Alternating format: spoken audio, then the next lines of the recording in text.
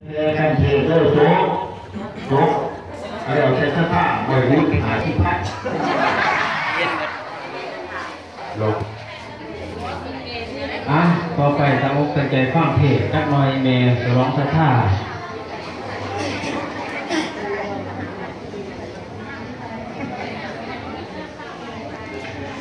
วัดนี้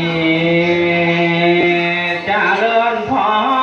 รน้อมพี่น้องจ้าข้าวหน่อยเสียงของมาหอดแล้วเลิศนี่ไงว่าบอกกันเลยเราพี่น้องซื้ออย่างโคสุคนกะคงโหบ้านเฮานี้บ่มาดูบ่มาหาวสองสันทั้งนั้นยังเก่งคือกันเองโลดเดิมอย่าสมเกินและเกินไฟนี่ละนี่ไงที่คนอันมาเกินมาจากข้าวรักเทศแลเทศก็เป็นตะเป็นนี่มาหอมเพลงแต่ยังน้อยคนก็เลยเอิ้นคอยมาจากข้าวเสียงซา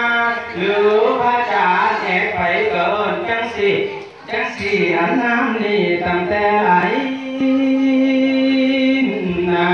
ถึงศีรษะไม้พาดมาไว้ค่ายลังคือพรศักดิ์ย้อนอยากให้คนมาเอิ้นสุนีมาพระจารย์เสือพรศักดิ์แขนซ้ายหลายมันก่อนแต่ว่ามีคนเอิ้น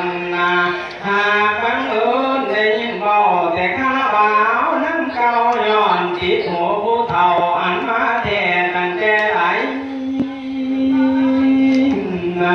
สิคือคำเพิ่นกล่าวไว้คืออื่นมูลาหนังว่าคุณนุ่มโอ้ดังหลังคือจังสุบัติมีทานิสอละพงสติเกิดแต่งานสละแล้วว่าเปลี่ยนไปเลยแล้วว่าสมบัติเขากะว่าบักสอละพงเพิ่นกะเอิญนั้นฟังแล้วคิดจะกลัวข่อยนี่ละแม่ใหญ่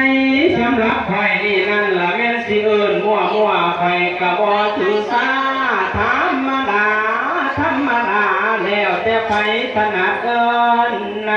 เสือเลือตามใจเจ้าเอาจังไงกะบ่ว่าเด้อสิเอิญพระจารย์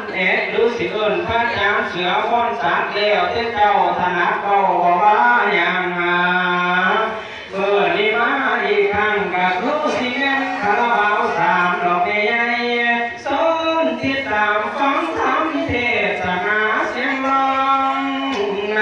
พระอาจารย์คาราบาวหนึ่งอันนักร้องคาราบาวสองอันคนพานคาราบาวสามสี่สืบไปบ่ยอมให้ภาคเศร้าตาไปมีพวกเจ้านิมนต์โยว่าผิดบังอย่างกะหลั่นจนถึงให้ไอ้ใจคนน้อมเจ้า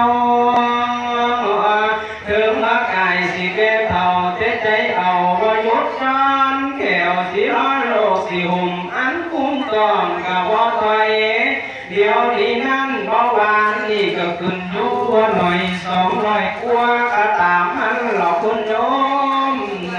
โลกความหลังไขมันสูงมันออกฤทธิ์จนโตอ่อนสูงก็ตามมันความที่เสริมมันมาเทศซอยให้เสียบานน้องจังอ้อยสมแดงล้างกระใจนั่นพนาคนโย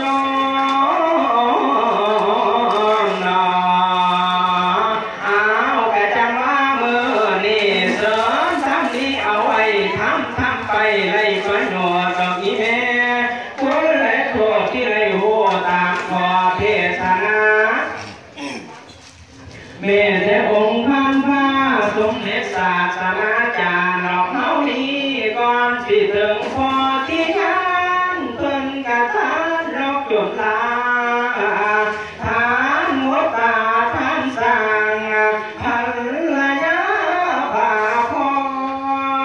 รควรโย มข้าวเป็นเอสันดอนป่าละมีก็ไอประสงค์ไอพุทธคุณสาธายโยมก็ยังไอเลือดบุญมาไปบุญไล่ไปเด้อแต่เสียใจของโยมสิฟ้องใส่เหลือคนนาการทำบุญบ่น้องทับใจ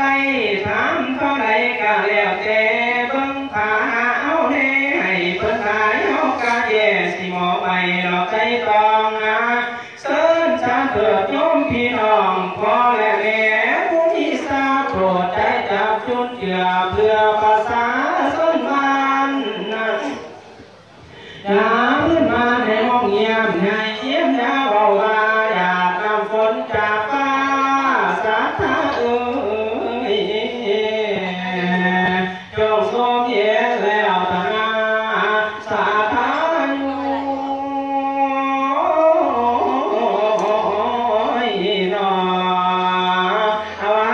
สุดท้ายนี้สิขอไว้พร้อมใจก่อนเด้อพวกจะมาจัดงานมหาทานเดือนนี้คำก่อนสิไว้พร้อมนะอย่าได้ทุกข์ยากพรเด้อท่านสาธาท่านมาจัดการทำบุญให้สมผลสนองโยมให้บุญสมให้โยมเจ้าคงสาธาสุขยิ้มตะยิ้มใสให้หน่อยบุญคำต่อจงน้ำนะขอให้บุญเดินตามน้ำทรงสาธาโยมสมกับคำไว้พรที่มาเมื่อกี้ให้ฟังเสียงข้าวนี่สุขที่เลิศทานมาพวกทำบุญจ้า